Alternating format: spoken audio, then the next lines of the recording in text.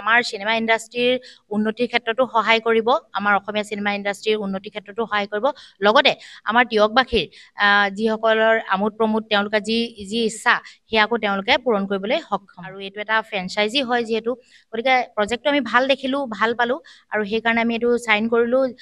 যোৱা জানুৱাৰীৰ পৰা এই প্ৰজেক্টটোৰ কাম চলি আছিল, কিন্তু হঠাৎ যেতিয়া জুবিন গাৰ্গৰ আমাৰ সকলোৱে মৰমৰ জুবিন দাৰ যেতিয়া মৃত্যুৰ খবৰ পালোঁ, সেই সময়তে আমাৰ এই কাম অলপ স্তব্ধ হৈ গৈছিল।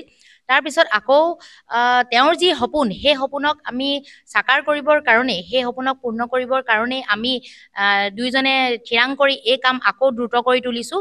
আৰু আমি তিয়কবাসীক জনাবলৈ পাই সুখী হৈছোঁ যে এই মাহৰ লাষ্টলৈ, নতুবা ডিচেম্বৰ মাহৰ প্ৰথম সপ্তাহত আমি এই চিনেমা হলটো মুকলি কৰিম। আৰু চিনেমা হলটোৰ প্ৰথম দিনাৰ প্ৰথম যি শ্ব', সেই শ্ব' আমি জুবিন গাৰ্গৰ যি সপোন ৰৈ ৰৈ বিনালে সেই চিনেমাখনৰ জৰিয়তেই কৰিবলৈ চেষ্টা কৰিম।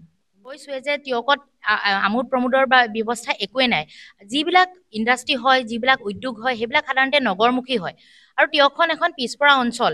আৰু এনেকুৱা অৱস্থাত আমি ভাবিলোঁ যে অকল এই সুবিধা নগৰ অঞ্চলৰ মানুহে কিয় লাভ কৰক, আমাৰ মানুহেও লাভ কৰক। গতিকে আমি এই সকলোবিলাক চিন্তা কৰি, অকণমান ৰিক্সো আছে ধৰি লওক, তথাপি আমি সকলোবিলাক চিন্তা কৰি আমি ইয়াতেই তিয়কতে এই চিনেমা উদ্যোগটো গঢ়ি তুলিম বুলি ভাবিলোঁ, মানে চিনেমা হলটো।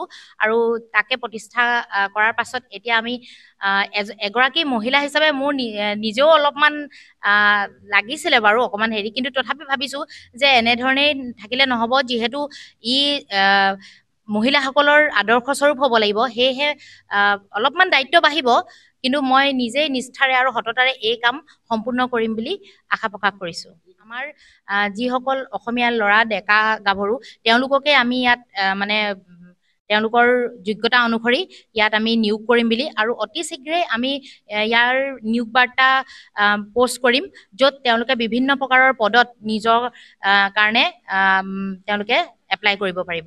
যিকোনো খবৰৰ বাবে যোগাযোগ কৰক 7099017330 লগতে 7099017110 নম্বৰত।